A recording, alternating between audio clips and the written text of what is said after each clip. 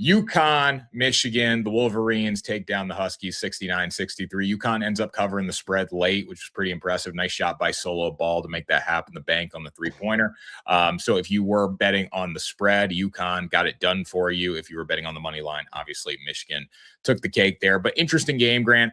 I thought from start to finish, it was clear that UConn was holding on by a thread, but I was very proud of the fight that the Huskies showed. I mean, Dan Hurley teams get elevated a notch because of him. Like they were clearly outmatched the entire night. They didn't have the athletes to keep up. They didn't have the size, and that was clear by the foul trouble and Terrace Reed struggling and all that. But they found a way to stay in the game because of just how hard they play. I mean, Dan Hurley told you going into halftime, yeah, we're playing pretty much the only game that we have a chance of winning, and so that's good for us. And I was shocked at the level of the self-assessment, and I was just shocked that he would say that out of his own mouth. By the way, as we go through this video, whatever thoughts you guys had on the national championship game, make sure you are throwing them down in the comment section below, and also hit the like buttons while you're down there. That's the number one way that you can support us here on the channel. But yeah, Dan Hurley clearly came out with the mindset that, look, there's one way that we can win this game, and we've got to go about and we've got to execute. And to their credit, they absolutely did that. Michigan was averaging 90 points per game or something like that. Their team total was set at 75, which is already a massive step down from that. And then they went below that. They were held to 69. They only had 33 in the first half. So Hurley gets all the credit in the world for that. UConn was, if you've played the NCAA football game, they were basically chewing clock on offense. There was a whole lot of decoys, a lot of stagnation. I heard the commentators talking about it earlier in the game. They're like, we're not really seeing the movement that we're used to from UConn. And I was sitting there, it's like, because they're not doing anything for the first 15 seconds of the shot clock. They do not want to let Michigan use its athletic advantage. They want to slow this game down, and they want to make sure that they are in the best possible position for them. And so while it was obvious that Michigan had the better players, I got to say, Dusty May, I think he's a great coach. I don't think he did necessarily a bad job, and he did make adjustments in this game. But once again, this is why I always say Dan Hurley is the best coach in college basketball, because Hurley came out and the way that he forced Michigan to play his game, not just slowing them down, but Michigan went 0-9, 0-10 from three, whatever it was in the first half, and they should have. They were all terrible, terrible shots that they were taking. He did a great job of he wanted Mara to be the guy to beat them. That was his whole game plan, because they showed really hard on screens, which meant the pass over the top was open to Mara. And as soon as they threw that pass, UConn would fill in and say, hey, look, Mara, you're going one-on-one, and we dare you to shoot. We dare you to score 30 points in this game and beat us. That worked for them really well in the first half. Michigan comes out in the second half. They started using some trapping, some full court pressure, tried to speed UConn up a little bit. They got a couple of threes to fall, still only made, I think, 2 for the whole game, but got a couple of them to fall. Ultimately dominated the offensive glass, shot their free throws, and they were just like a heavyweight boxer. They were just leaning on UConn the whole game, and eventually physically they broke them down, and they ended up winning the game. Well, I think the sad thing is, too, as someone who supports UConn, obviously, and don't get me wrong, Michigan was the better team in the basketball game by far. UConn, I think, played the standard that, probably a little better than I thought people thought they were going to play. But UConn played the game they needed to play to win, and they still could not get it done. And that includes a injured Yaxel Lendeborg on the other side. I mean, what he was doing pretty much was embarrassing. He was not the same player, and he was clearly he said it going into halftime. Yeah, which that was that was the craziest thing. I get Hurley saying like we're outmatched here, but I don't understand Yaxel being like, I just can't play right now. Like I can't do it. So I look at this game and I look at the stat sheet. UConn took, 13 more shots. They obviously did not have the amount of free throws that Michigan did. They shot 16 versus Michigan's 28. And UConn had no choice but to foul because just physically they were outmatched. I mean, Terrace Reed's their biggest dude, and he was getting bodied. Terrace Reed played terrible last night. And again, he couldn't have done much more going against Mara. But when he is your only size option, UConn played double big a little more than they have in the past because they needed to last night. It's not going to go your way. But I look at this game, the 3-pointers, UConn 9 of 33. They barely hit in the second half. You got a night where Michigan was 2 of 15 from 3. You had opportunities to win the basketball game. So I think Dan Hurley, probably looking back on this, is going to kick himself a little bit, knowing they were outmatched, but knowing they played the game that they could have, the only game style that they could have won, and they still were unable to do. And that's what Charles Barkley said at halftime. Like, UConn played a great first half, and they're still down. And that's kind of where it hit me. I'm like, yeah, they're done. That was probably the best analysis. That little 1-2 minutes that Barkley had, it's probably the best analysis I've ever heard him give on the game of basketball. I thought he was spot on in everything he said. If we got any sort of better shooting from Alex Caravan or Braylon Mullins, this could have been an all-time national championship game. It could have been a back and forth, could have been a slugfest, could have gone to overtime. Like, even at the end, they had a chance. And I texted my boys with about 90 seconds left. When Solo Ball misses the layup and then Michigan goes down the other end and hits a 3, and you get a 5-point swing like that, and it goes from being a 4-point game to a 9-point game, it's like, that's just a horrible way to lose the game. But that is not that play lost the game, but like that was the end of it.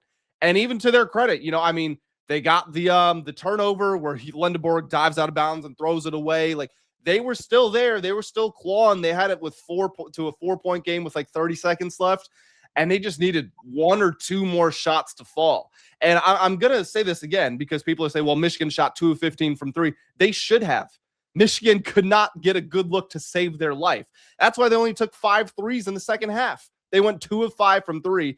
To those 2 makes were on total communication breakdowns. But other than that, they're like, we can't create anything. And the way we're winning this game is on the interior with our size. We're enforcing our will. We're getting offensive rebounds. We're getting fouled. We're going to the free throw line. So just forget about it. So that's what should have happened. But UConn shooting 27%. They had looks. Braylon Mullins was, I want to say, like 1 of 8 at one point from 3. He had looks. Alex Caravan, I'd be interested to hear your opinion on this because you are a UConn supporter. I texted my guys and I said, I thought Alex Caravan, this was about maybe 5 minutes left in the game. I said I thought he'd been a net negative up to that point. They're like, well, look at the defense, look at everything. I was like, he is doing nothing on offense. He can't create. He can't do anything other than run off of a curl, and Michigan is waiting for it. The way that they were defending him actually was they were getting on top of him. So when he would come off those curls, they were trying to top lock him and send him to the basket for like a cut or a slip. And if he gave them anything else, they could have been in and even won this game. Well, I mean, let's be real too. Like we got to talk about Michigan's defense because Michigan's defense was outstanding as well. Like UConn didn't have open looks from 3. They were forcing them off the 3-point line, and Terrace Reed was getting the ball high up. Like Terrace Reed is not backing down a Daimara from the foul line. It's just not going to happen. So between that, him not having success down low, between them pushing the shooters off the 3-point line, I mean, Michigan did not give UConn open looks from 3 either. When they had them, they knocked them down a little bit. I mean, there were definitely some open looks that they missed. But, like when I remember thinking back to the shots Braylon Mullins did hit, those were the shots where he had time and opportunities to do it. Because a lot of the 3-pointers that they took were like, just quick, like, hey, we're going to cut here, get a shot, like maybe juke a dude and try to get the ball up. And that just wasn't what they've been doing throughout the tournament. They had more time. So UConn didn't have a lot of great open looks. Michigan played great on defense. Michigan was better. But UConn played great as well. Like it was just a really quality basketball game. The shots were not going in on either side, but Michigan played good defense. Like they disrupted UConn's offensive flow too. So we can't really take that away from Michigan there. No, not at all. Not trying to take it away either. This is what we said going into the Arizona game, actually, which we saw how that worked out. I mean, they just demolished them. But Michigan just has so much size. And they're not just a team with size, like in the stereotypical way. Like, no, these are good players that have the size. And the team fits together well. You have shooters and you have creators, and your team can defend, and they will rebound, and they will set screens. They just do all the things right. So while we've talked about Dan Hurley, I said that Dusty May did make his adjustments, and Dusty May has definitely put himself in the tier of elite coaches, but he just did such a good job of assembling this roster and very quickly identifying the philosophy that would fit those players the best and getting them to be comfortable in it. And the way that they were able to switch on defense, and I got to give Lindenberg credit, because even though he said, he was a mess and he couldn't move around, defensively, he was still there. He was still running around. He was following Caravan on the perimeter. He was switching. He was, contesting shots, getting rebounds. He was still doing his thing. And it wasn't just him. It's Mara, it's Marez Johnson. I quietly think Marez Johnson is going to be a solid NBA player. Not that he's going to start, but I think he's going to be one of those guys who can give you 18 minutes off the bench and make a quality contribution, because he's just a game wrecker. He's so strong. He's so physically so imposing.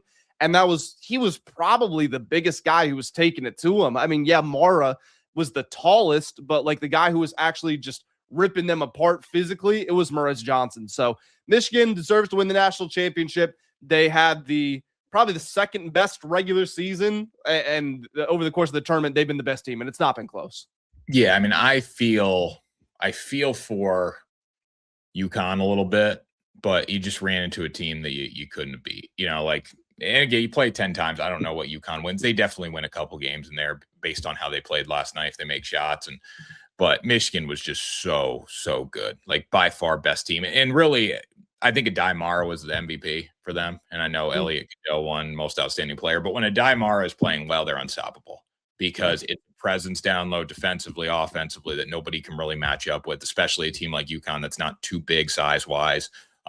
You know, like you didn't need Yaxel Endeborg last night because Morez Johnson Jr. is that good, and Elliot Cadeau looked good outside of a couple crazy passes that he had. I mean, like he doesn't need to knock down shots all the time. He's just a very good passer. He's good taking the ball up the floor. So credit to Dusty May for establishing this team. I mean, this was kind of a team of misfits that he put together, but it goes back to let me get experience in the portal. It's something that Indiana lived on for football. It's like Yaxel Endeborg may have not had major college basketball experience, but he is as old as Cade Cunningham. And if Cade Cunningham played in a college game today, he would probably drop 1,000,000 points. So it just shows you how much better Cade is than potentially a guy like Yaxel, but he's old and experienced. You know, Adai Mara coming out of UCLA now, Morez Johnson Jr., wherever he came from. Illinois. Right. So all these guys have major college basketball experience that you're pulling from. They maybe weren't stars where they were, but they weren't stars because they were young, and now you start to get them as they're a little older.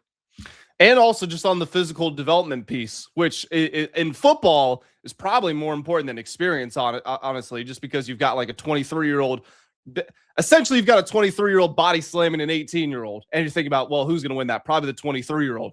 Basketball is not quite the same level of physicality. But when we talk about this Michigan team, the way Lindeborg, the way that Morez Johnson play, like, yeah, how physically strong and just physically mature you are, they made that matter to their game style.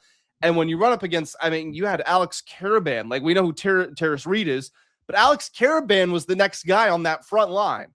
And there's no way in hell that Alex Karaban is going to have the physical strength to hold off any of these guys. And, you know, he tried. He had 11 rebounds. He played good defense. Like, I'm not singling him out, but you could still clearly see the physical battle was going the way of Michigan.